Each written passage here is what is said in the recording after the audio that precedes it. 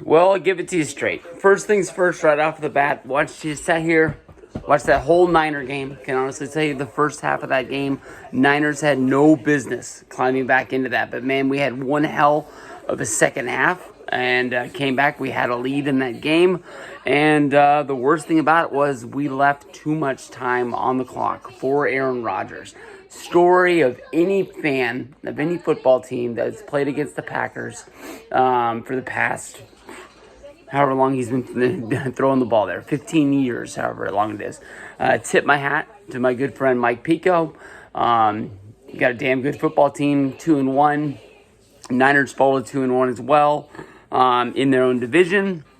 Rams won today. They beat the Bucks. They're 3-0. Seahawks lost today. I believe they're 2-1. Cardinals won today. I haven't seen anything about the Cardinals. The only thing I know is that they're going to be sneaky good.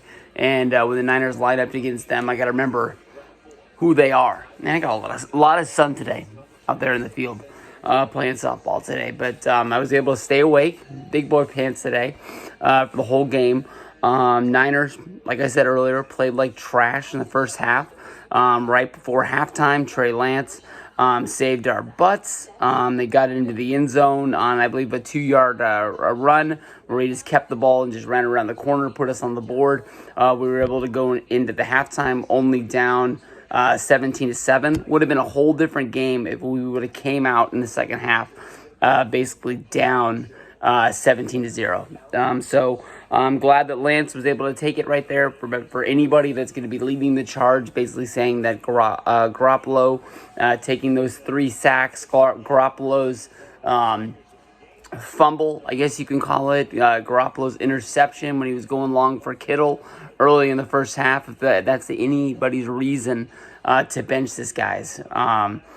Garoppolo's our guy. We got to keep going with him, guys. I guarantee you, if Lance was able to lead this football team, he'd be out there, and that's who the Niners would be going with as their number one guy. Biggest problem for the Niners probably this week was probably not being able to run the ball. Trey Sermon, he did get a rushing touchdown. He ran the ball 10 times for 31 yards. The football team has been led by rushing for the past 10 years. We've had guys like Frank Gore in the backfield and been able to just chug yards, just chew. And basically not being able to do that because of McKinnon's injury. We got to figure something out. That's easily our weakest point right now, and we got to get something going. Having Kittle at the half as their leading rusher with his 9-yard rush early in the first part, and then Trey Lance had that 1-yard run. It's just going to be the weakest part of our football team.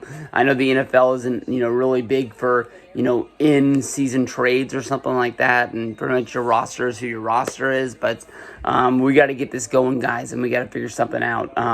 Today, Garoppolo was able to spread that ball around. Kittle grabbed the ball, 7 receptions, 92 yards. Deebo Samuel continued on his tear, 5 receptions for 52 yards, but at times it felt like they were trying to force the ball into Samuel's hands on plays that just wasn't the best bet for him to get the ball. I believe that the ball that Garoppolo got spun around on, he was trying to dump the ball to Samuel on basically like one of those routes where he gets the ball, holds it for a second, and just throws right to the side where Samuel didn't even move off of the line. I understand he's fast. You want to get the ball in his hands and see if he can make a play. But I've just never really been a fan of that one as a time. Niners defense looked really good, but I can tell you honestly, this was a really ugly game. Most people are going to remember the refs just throwing those penalty flags like crazy. Lots of pass interference calls went both ways. Lots of just nitty gritty fouls and penalties just kept it going. But Niners got nothing to hang their head about. They lose the game. They go to 2-1. We lose 30-28 against a Packer team that will more than likely line up against in the playoffs one way or another. But we got to keep going. I'm not really sure what we got next week, but yeah. I mean, is it the Seahawks? October 3rd, Sunday, 105, we play the Seahawks. So let's get out there. Seahawks lost last week. They don't normally lose 2 in a row, so they're going to be looking for us, and they've been looking for us for a long time, and it's the team that we know that we need to beat. So we'll see what's going on Sunday. Peace out, guys.